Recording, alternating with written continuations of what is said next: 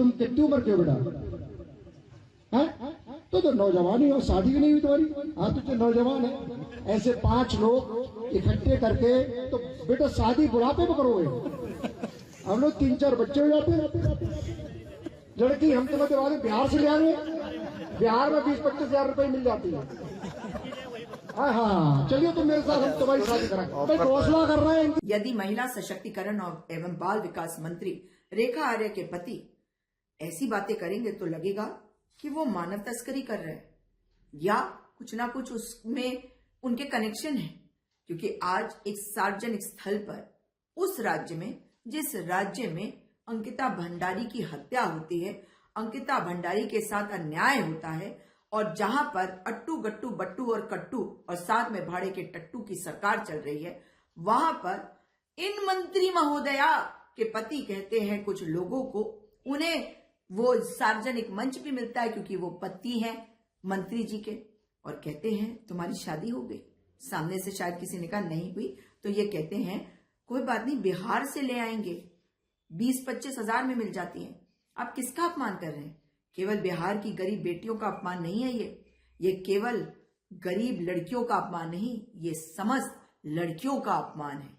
और ये आपकी मानसिकता दिखाता है मंत्री पति जी कि किस तरह से आप बेटियों के बारे में सोचते हैं।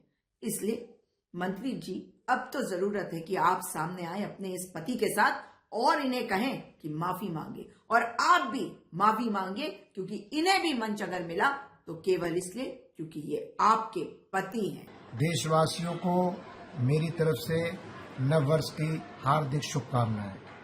मुझे ज्ञात हुआ है कि दौलागढ़ क्षेत्र में एक कार्यक्रम रखा गया। उस कार्यक्रम में मैं माननीय मंडल अध्यक्ष जी द्वारा पहुंचा। उस कार्यक्रम में माताएं, बहनों और बुजुर्गों का स्वागत समारोह था।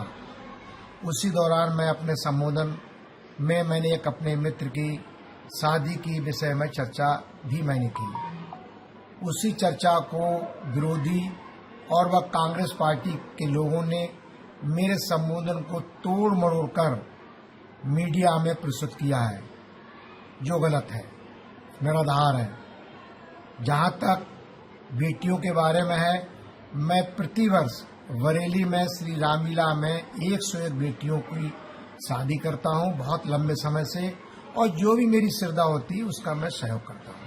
हमीरपुर विधानसभा जो मेरी पत्नी वहां से चुनाव जीतती हैं, लड़ती हैं, वहां मेरी बहनों का, बेटियों का मैं देवी के समान उनका स्वागत करता हूं। हमेशा राखी बंधवाने का भी मैंने काम किया है।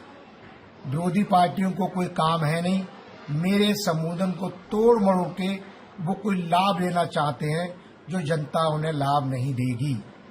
फिर भी यदि मेरी बात का किसी व्यक्ति को ठेस लगी हो, बुरा लगा हो, तो मैं हाथ जोड़कर माफी मांगता हूं। बहुत बहुत धन्यवाद।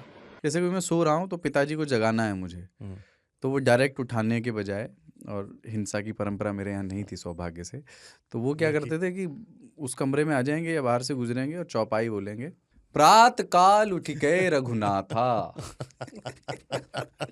मात पिता गुरु नावई माता। कभी कभी मैं गुस्से में उठ करके अरे पापा चरण स्पर्श किया और सो गया, मैंने कहा अब मत उठाना।